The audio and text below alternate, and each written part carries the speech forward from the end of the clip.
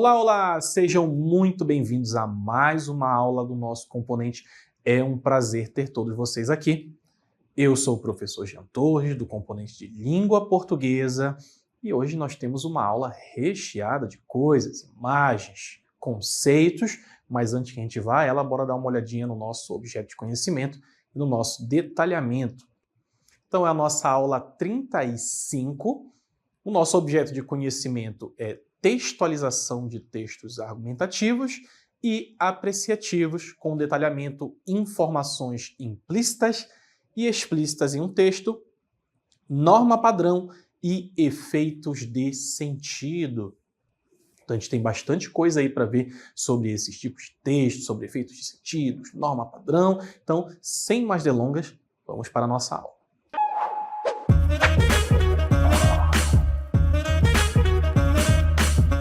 Já é tradicional aqui com a gente, antes da gente passar para os nossos conceitos, para os nossos exemplos, para mostrar um pouquinho sobre esses tipos de textos que nós vamos ver hoje, sobre alguns gêneros textuais muito específicos. Antes de tudo isso, a gente vai dar uma leitura em um texto para começar aí dando um pontapé inicial sobre o nosso assunto. Então, dê uma olhadinha aí no nosso texto. Já começa falando aí sobre preservação do meio ambiente. Então, muita atenção.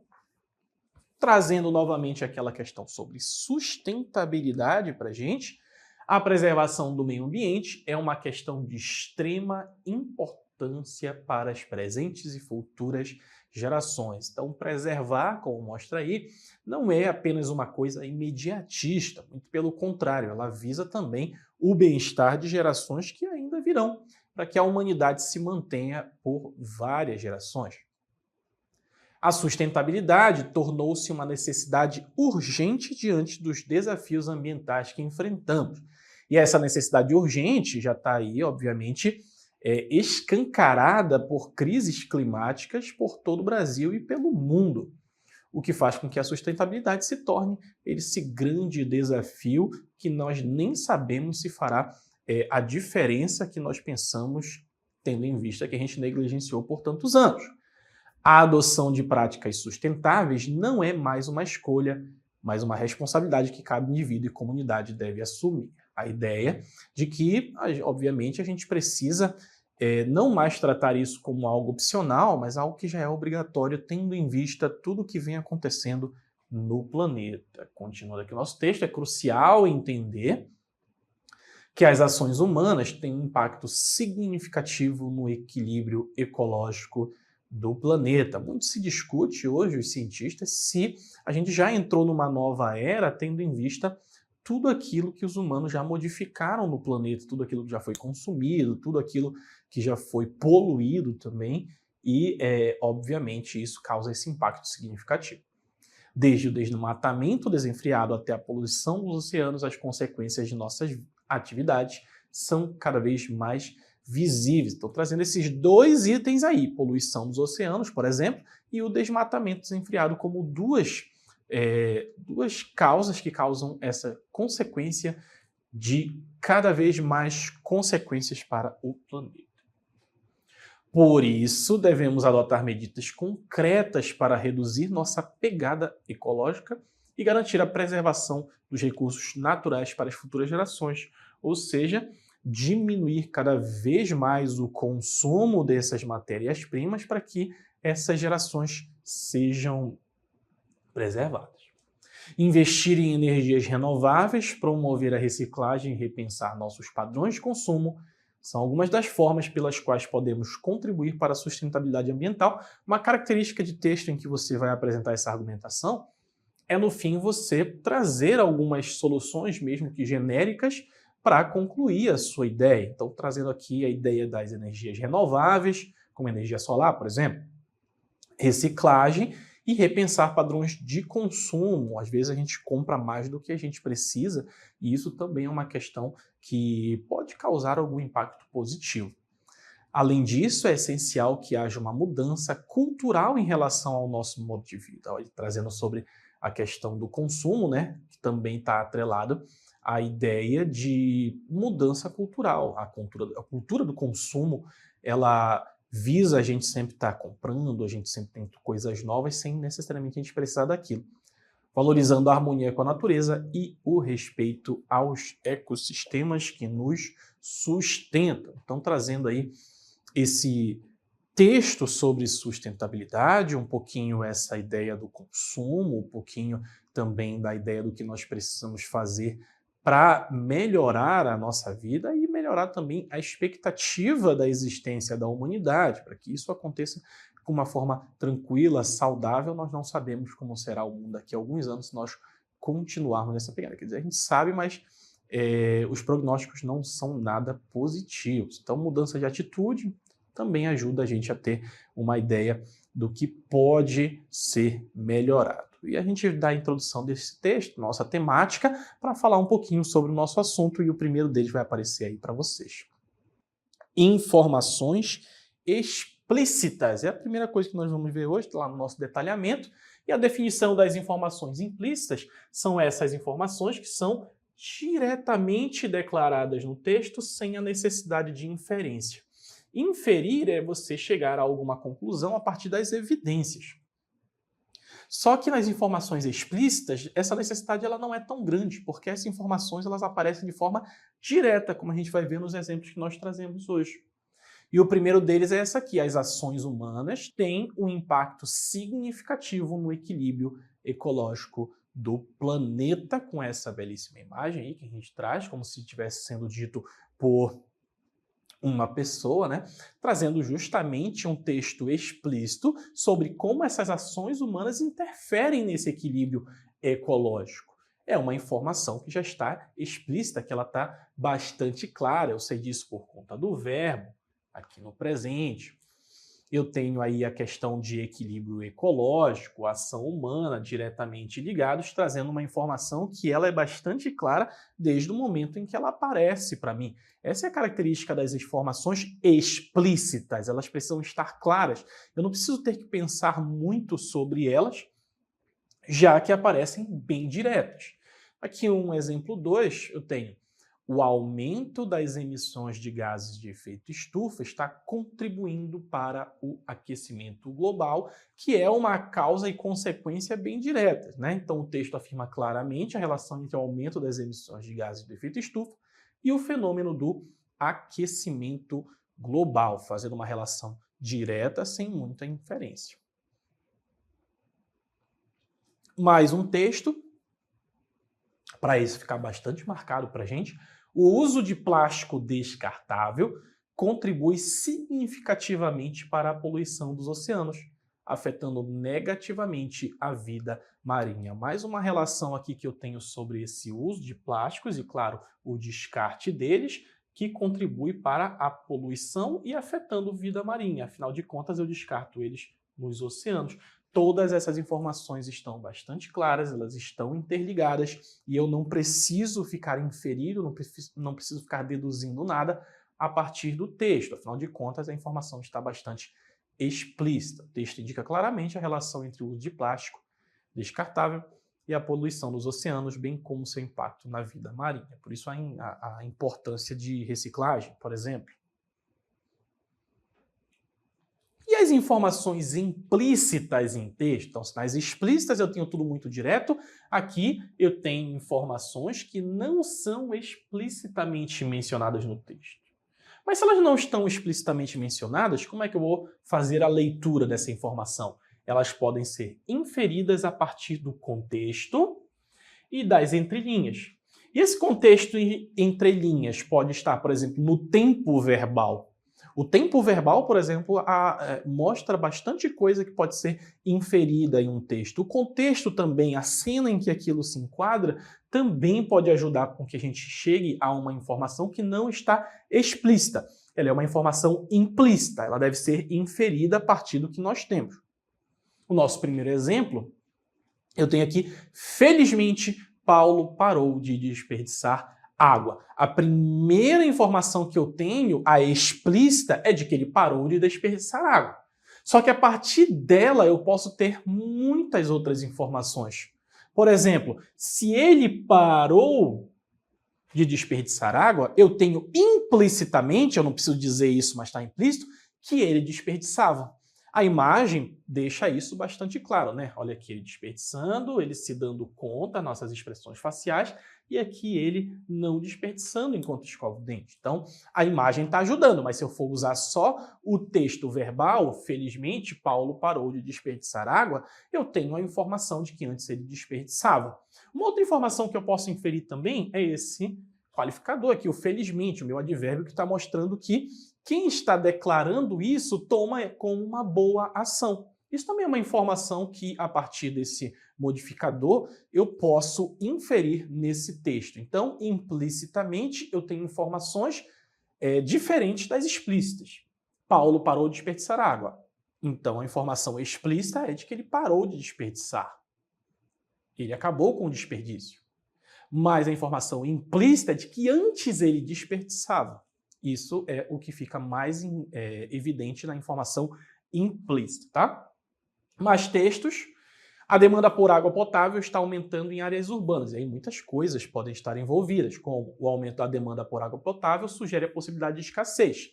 Que se está aumentando, pode ser que fique mais escasso esses recursos, que provavelmente aumentou essa população. Se aumentou a demanda, é porque eu tenho um aumento populacional também. E que se está aumentando a demanda é porque o consumo provavelmente aumentou. Todas essas informações não precisam estar objetivamente, mas eu consigo tirar elas a partir da minha concepção do implícito, daquilo que não está sendo dito diretamente, mas que se pode inferir naquela sentença. Os agricultores estão enfrentando dificuldades devido à diminuição da fertilidade do solo. Então, significa que aquele solo ele já foi mais fértil. Essa é a informação implícita.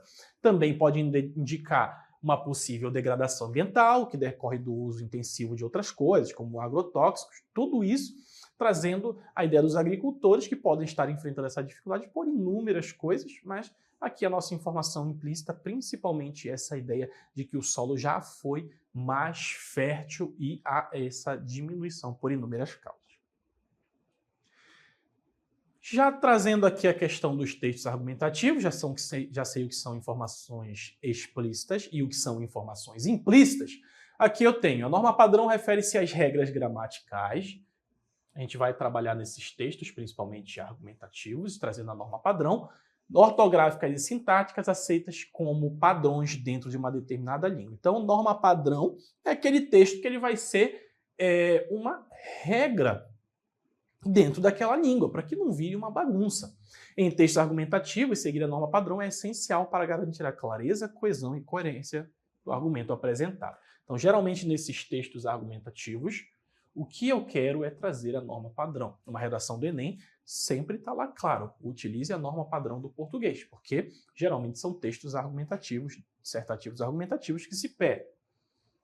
A importância da norma padrão, ela garante a compreensão do texto pelo público-alvo, afinal de contas, se eu escrevo de qualquer jeito, eu posso acabar não sendo muito claro. Reforça a credibilidade do argumento apresentado, a língua sempre também é um mecanismo de hierarquias de poder, então também reforça essa credibilidade. Quem escreve dentro da norma padrão é levado mais a sério. Contribui para a organização e estruturação coerente das ideias. Cuidado com o preconceito linguístico, claro. Isso não significa, eu vou usar a norma padrão. A gente sabe hoje que é preciso sempre se adequar ao contexto, o objetivo é sempre comunicação, mas em textos desse tipo é muito importante organizar ideias, trazer essa estruturação coerente que a norma padrão ela pode apresentar. Também demonstra o domínio do idioma pelo autor, conferindo-lhe autoridade sobre o tema abordado. Se você vai escrever um texto, por exemplo, um artigo em inglês, é sempre importante você mostrar o domínio daquele idioma que você conhece as normas para ganhar essa credibilidade e mostrar autoridade. Em português não é diferente. Você vai escrever também para mostrar que você conhece da sua língua e conhece sobre o assunto que você está apresentando. E os gêneros em que textos argumentativos podem aparecer. Esses textos argumentativos vão aparecer muito em artigos de opinião, por exemplo, em ensaios, que é como se fosse um artigo, mas uma coisa mais experimental. Uma carta argumentativa também, já se pediu muito em vestibular antigamente essas cartas mas hoje é muito mais comum a gente ver textos dissertativos argumentativos. O discurso político pode apresentar também, um político quer passar credibilidade, então ele vai usar um texto argumentativo, editorial, uma resenha crítica, teses acadêmicas, que do trabalho de conclusões que você está fazendo, e manifestos artísticos, podem ser, e outros, enfim, ou para alguma causa, todos eles vão ter textos argumentativos. Os primeiros exemplos que a gente vai trazer aqui sobre textos argumentativos, vocês já podem ver essa identidade visual como um jornal, que pode conter, por exemplo, esses artigos de opinião. São breves textos que expressam o ponto de vista do autor sobre um tema específico. Então, eu quero fazer um artigo de opinião sobre alguma situação política, uma votação na Câmara. Aí eu vou lá, escrevo para um jornal, eu escrevo como um texto argumentativo. E essa argumentação ela vai ser baseada em fatos, dados e opiniões fundamentadas. Eu não posso tirar opiniões de qualquer lugar. Não, tudo isso precisa ser muito claro, precisa ser muito embasado para que eu mostre alguma credibilidade. E o ensaio? É esse texto mais extenso que explora uma ideia ou tema, geralmente de forma muito experimental, não é muito próximo do artigo, mas é mais experimental, e uma argumentação organizada em uma estrutura lógica, vai ter lá introdução, desenvolvimento, conclusão, em que eu vou apresentar cada um desses elementos para argumentar sobre um determinado tema. E a carta argumentativa, correspondência escrita para expressar um ponto de vista. Olha aqui esse tipo de papel da nossa identidade visual, é um pouquinho sobre como seria para uma carta, né?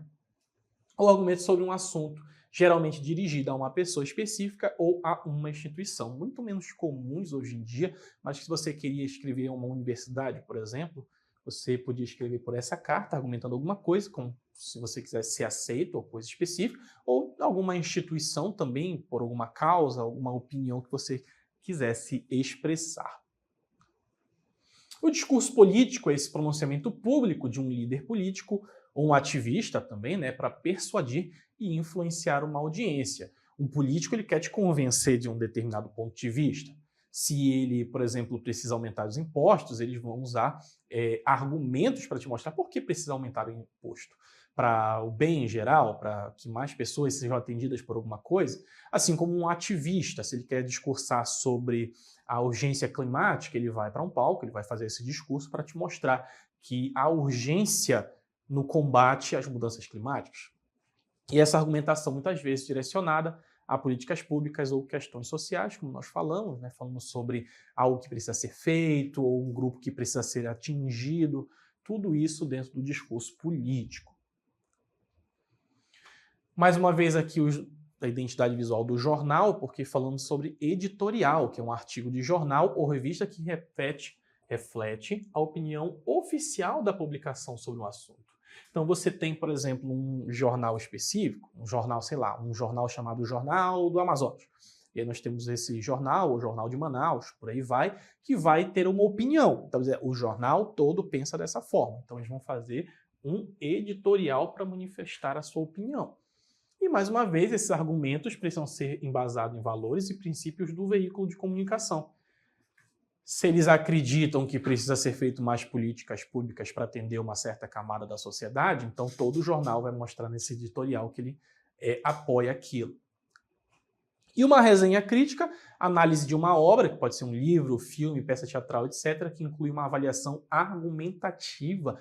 Você assistiu a um filme, foi ao cinema e quis escrever uma resenha crítica. Você vai apresentar lá um pequeno resumo, os pontos que você considerou positivos, negativos, para fazer essa avaliação da qualidade da obra. É muito melhor, obviamente, quando você é uma pessoa da área e consegue trazer esses argumentos de forma mais embasada, para você mostrar que conhece, que estudou aquilo. Isso vai caracterizar a nossa resenha crítica. Teses acadêmicas, olha só esse calhamaço de texto, bastante texto, geralmente numa tese, que é quando você quer fazer um doutorado, por exemplo, escrevi lá uma tese, é esse documento que apresenta uma hipótese e a pesquisa ou o estudo original realizado pelo autor, nesses textos mais robustos, maiores, porque você está trazendo bastante coisa, bastante elementos para fundamentar aquilo que você acredita, justamente porque essa argumentação é sustentada por evidências empíricas, comprovadas, e uma revisão bibliográfica. Revisão bibliográfica de várias coisas que você leu, vários livros, vários artigos, várias outras teses que vão embasar. Então, os documentos apresentam uma hipótese, o estudo original, realizado pelo autor, a argumentação sustentada por evidências empíricas, tudo isso dentro das nossas teses acadêmicas. E os manifestos são essas declarações públicas que expressam um conjunto de princípios, intenções ou reivindicações.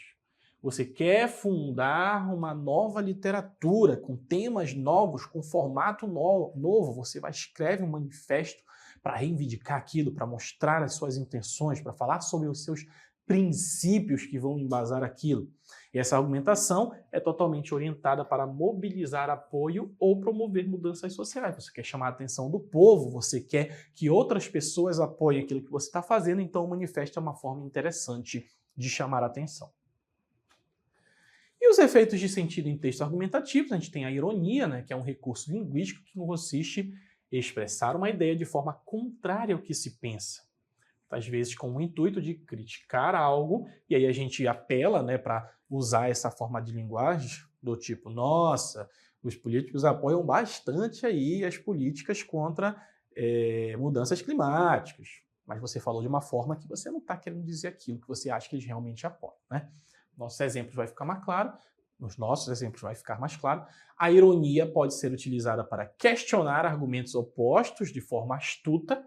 É uma forma de argumentação também, né? Expondo contradições ou absurdos. E você usa disso justamente para as pessoas se chocarem e verem que você está apresentando um ponto que faz sentido.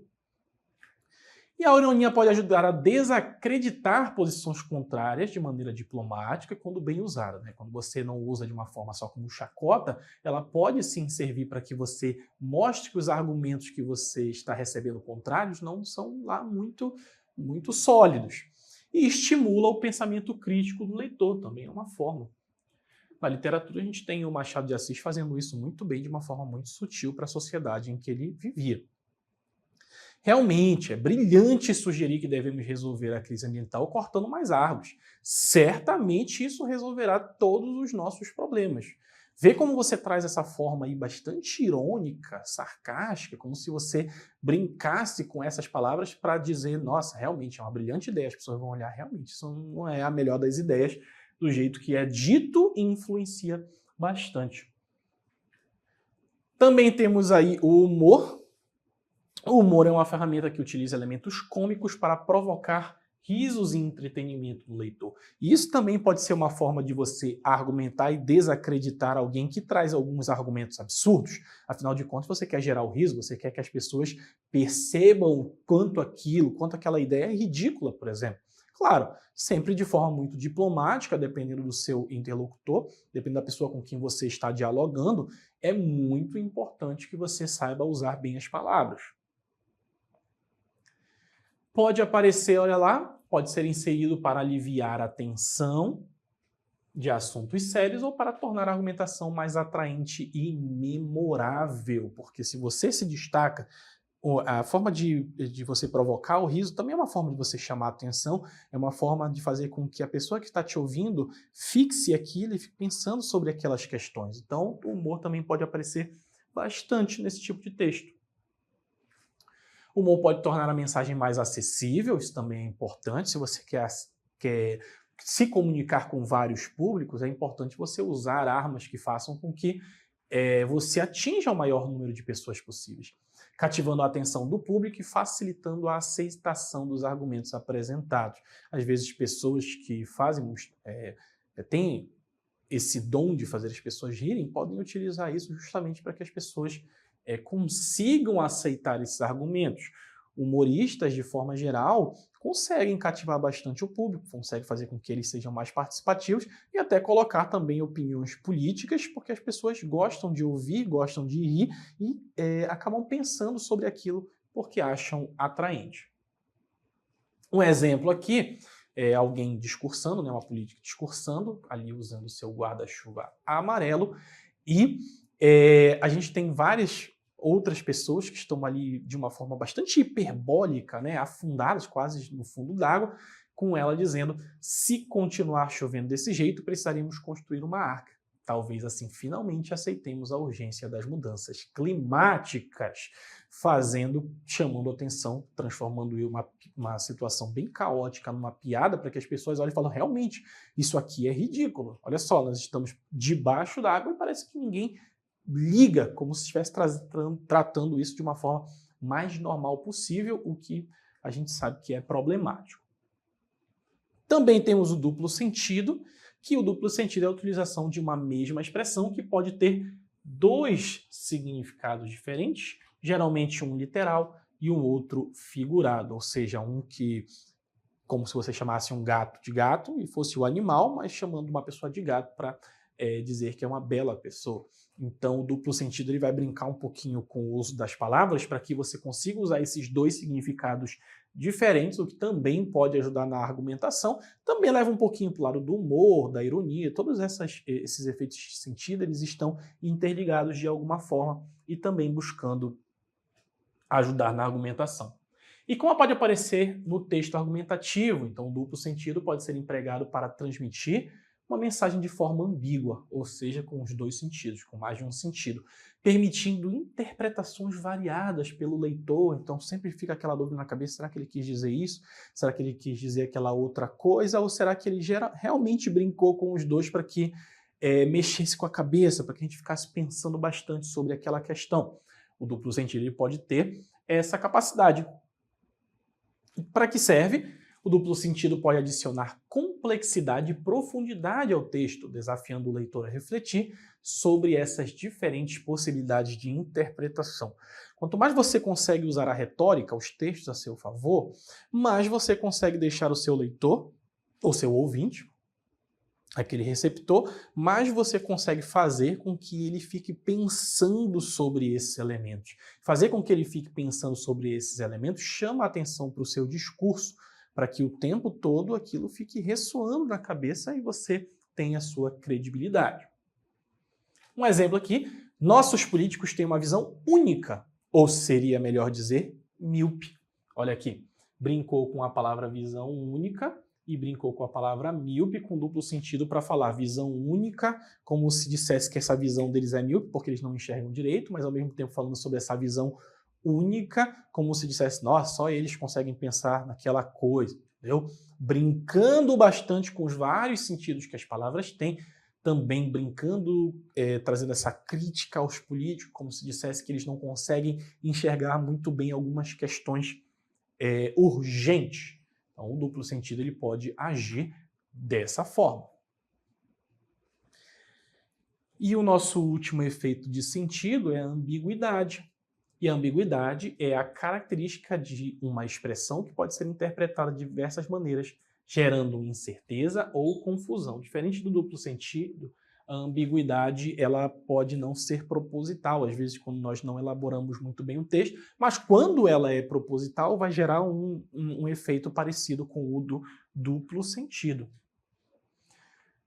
Pode aparecer, a ambiguidade pode surgir através de escolhas linguísticas que deixam espaços para interpretações divergentes sobre o tema discutido. Muitas vezes, então, num texto argumentativo, não é muito bom quando você gera ambiguidade, porque você quer ser claro.